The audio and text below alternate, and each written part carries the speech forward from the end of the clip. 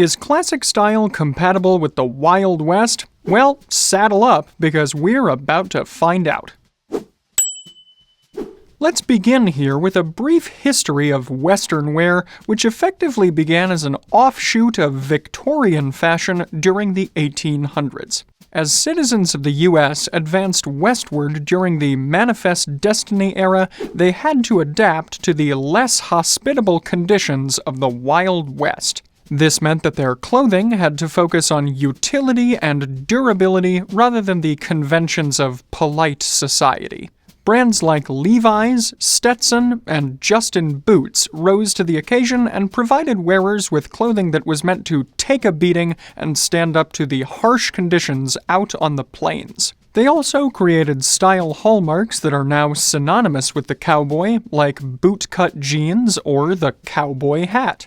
As urbanization began to increase toward the tail end of the 19th century, this era became mythologized in American culture as the last true era of freedom, independence, and adventure.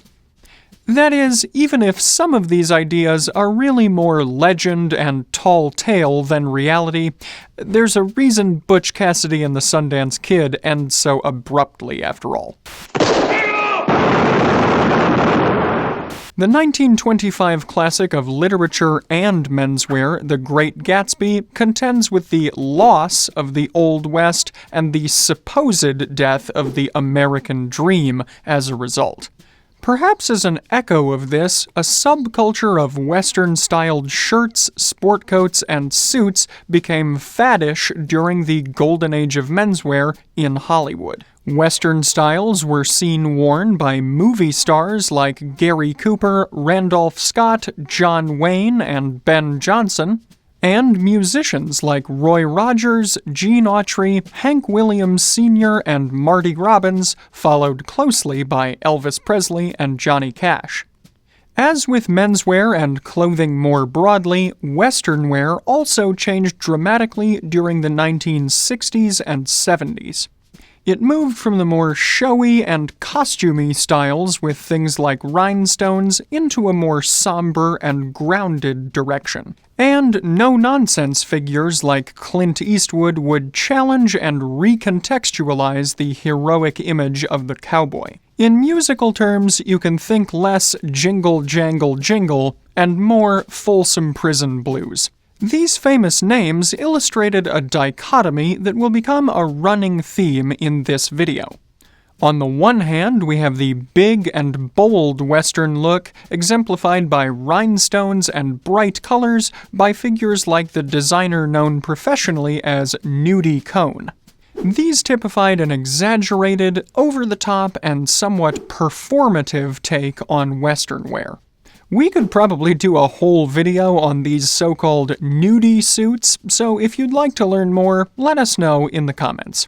Meanwhile, on the other hand, you have a more practical, down-to-earth interpretation that lacks the flash of the rhinestone cowboys. Fittingly, this second interpretation of menswear became more popular as dress in general became more casual, eventually leading to the cowboy hat and graphic tee aesthetic as being the most popular modern take on Western wear. These days, Western wear is a clothing subculture that's often ignored by mass media, even though it's still popular in many areas of the US, including the South, Southwest, and Mountain West, as well as some influence in parts of the Great Plains and Midwest, as well as Mexico and some parts of Canada and Central and South America, each adding their own flavor to the mix. Our scriptwriter Jack reports that it's even making inroads into some sectors of style in the UK. Contemporary Western wear dovetails quite a bit with rodeo wear and casual clothing, with retailers like Boot Barn dominating the marketplace here. And while the specific field of Old West reenactment and cosplay is also technically part of this subculture, we're not going to be discussing it at length in today's video. With that said then, we've identified 3 specific sub-classifications of Western wear that we'll refer to as traditional, contemporary, and sartorial. Traditional Western wear remains true to its historical roots and Victorian influences and is typically more cultural or even a bit performative. Chances are, if you're wearing this version of Western wear, it's because it's a deeply rooted part of your local culture, or you're involved in events like rodeos, trade or agricultural shows, or even the Grand Ole Opry. This style of dress is therefore centered around time and place, but when the time and place are right, it'll be your huckleberry.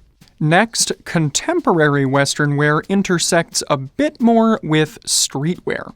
Jeans, flannels with snap buttons, graphic tees, and suede jackets are a more modern interpretation of these historical styles and designed to fit in with the modern norms of comfort. In other words, think less Tombstone and more Yellowstone. In most cases, this style of Western wear is less centered around time or occasion and is more geographic, being favored in many of the broad regions that we mentioned earlier. That brings us then to sartorial Western wear, where Western elements are being integrated more into the realm of classic style as a unique styling flair. It tends to feature higher quality materials and construction, and you'll see it from popular brands like Spear & Mackay, Suit Supply, and Berg & Berg. This movement has generated a newfound fascination with Western styles by people who might not have considered wearing them otherwise. We're even seeing many tailors and major players in the menswear space on Instagram embrace this fusion of classic style and Western wear elements. This isn't necessarily a new idea either, as Ralph Lauren has always had a soft spot for the style and features it frequently in his RRL line in particular. Perhaps the Western shirt could even replace the OCBD in the coming years? Let us know if you'd like to see that as another installment in our Timeless or Trend series. Whatever the case may be, a Western shirt is, of course, the main element of my ensemble for today's video. This particular Western shirt features tones of blue, off-white, and gray in a large check pattern with detailed gray embroidery. Its other Western-inspired details include its pearlescent snap buttons, its double chest pockets, and its detailed yoke stitching. Along with the shirt, I'm wearing another Western wear staple, dark wash denim blue jeans, which I've cuffed slightly. And while I regret that I don't have a pair of genuine cowboy boots in my collection, I've gone for the most rugged pair of work boots that I own. These are in an oxblood leather, and I'm also wearing a belt to match.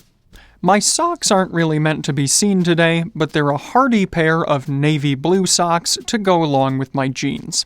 I don't have a cowboy hat on hand today, although you've certainly seen me sport one in other videos. And for a fragrance today, I've gone for something classically masculine and with a historical pedigree, Dunhill for men. Speaking of fragrances, you can of course find the Roberto Ugolini collection that we offer in the Fort Belvedere shop, as well as a wide array of other menswear accessories, but more on that later. First, let's get back to the topic at hand, next covering what separates Western wear from classic menswear. In some respects, classic style and Western wear did develop along parallel timelines. They would change and grow in tandem over the decades, but never fully intersected to become one. One of the biggest reasons for this is because Western wear was intentionally functional and often designed with specific practical tasks in mind. Therefore, it really only had a niche or situational use for the vast majority of the population. Meanwhile, classic style was mostly about style. It was worn by men from many different walks of life, and historically, even those who wore Western wear during their working hours could change into classic menswear for other occasions. Even in the Old West, frock coats and other elements of Victorian formal style were still seen alongside their rugged workwear counterparts. But as menswear became more casual, Western wear became more acceptable to wear as a standalone style. Here, denim jeans are a great example of a Western wear staple that fully transitioned into classic style and furthermore into contemporary dress. Today, classic style emphasizes versatility and timeless appeal, while many Western wear garments are fixed more to specific times and places, as the overall style is so thoroughly tied to its heritage. Phrased another way, it might not be quite so easy to integrate things like ponchos or bandoliers into classic style, though you can certainly try if you wish. In casual settings, though, individual Western wear elements can be incorporated more easily into casual classic style, as I've done with today's outfit. And remember also that in certain key geographic locations, like the ones we mentioned earlier, Western wear will function as the local classic style that some would refer to, even if it isn't the classic style we typically discuss here at the Gentleman's Gazette. With that in mind then, if you would like to incorporate more Western wear into your ensembles, let's discuss how to do so. First here, it's important to be mindful of how the more rugged materials you'll often see in Western wear will actually behave when you're moving around. Materials like denim or hard-wearing wool are probably going to be a fair bit stiffer or perhaps even scratchier than fine cottons or silks would be, for instance. The primary way to bring a Western influence into your wardrobe would be to consider getting into Western hats or boots. What's a cowboy without these two things, after all? Stetson and Justin boots, respectively, are two of the most storied and long-standing brands here, but there are also plenty of other options. Cowboy hats and boots can even be paired with sports jackets or suits in certain circumstances.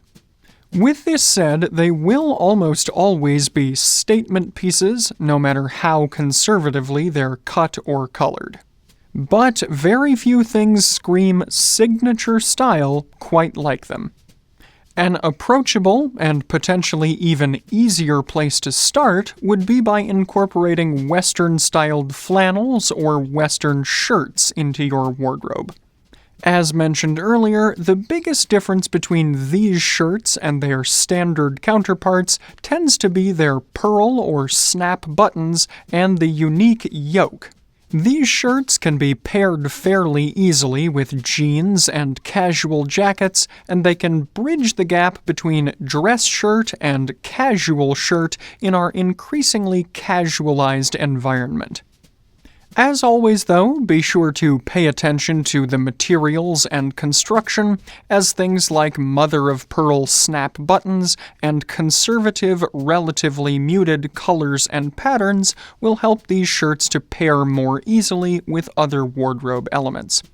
The more conservative the styling of the Western shirt, the more potential it has to be paired with more elevated garments like flannel trousers as well. If you'd like some inspiration from the big screen of how to wear some of these elements of contemporary Western wear, Bradley Cooper in A Star is Born is a good example. And for something with a bit more flair, you can look to the characters featured in the Statesman organization in the second Kingsman film, The Golden Circle. You can also look to accessories to bring in a splash of Western flair. Think of things like bolo ties, turquoise rings, or larger rodeo-style belt buckles. And if going full Western is a bit too much for you, there are also some retailers specializing in casual wear that feature items that are Western adjacent. Brands like LL Bean, Tractor Supply Company, or Dickies that specialize in workwear or outdoor wear are good places to start. If you're more interested in traditional Western wear, however, you might find it a bit more difficult to locate these pieces, as there are fewer and fewer makers these days who specialize in authentic traditional Western wear. We would suggest that you avoid most costume shops, as the materials are going to be of lower quality and the construction probably won't hold up to repeated everyday wear. Still, some major online retailers like Western Costume Company or Historical Emporium do have decent offerings at reasonable prices. And online platforms like Etsy can be a good option here, as they have makers who specialize in authentic historical dress and/or studio-grade cosplay and costumes. In general, though, it will probably be your safest bet here to seek out a specialist in this type of clothing. In conclusion, then, Western wear and classic menswear do have a somewhat intertwined history. And while doing so won't be for everyone, there are stylish ways to combine the two. We're curious, do you have any Western-inspired influences in your own wardrobe? Or have we perhaps spurred you on to get some? Let us know in the comments below. And, as I mentioned before, for a wide variety of classic menswear accessories, corduroy trousers, and fragrances from the Roberto Ugolini collection, you can take a look at the Fort Belvedere shop here.